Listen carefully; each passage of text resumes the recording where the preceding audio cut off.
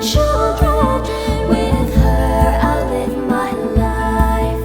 The maiden wept when she heard him, when he said he'd set her free.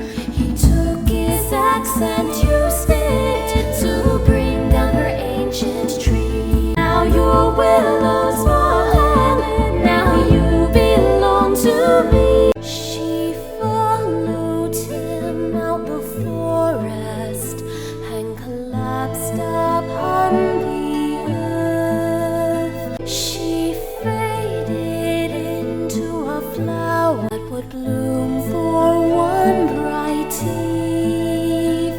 He could not take from the forest what was never meant to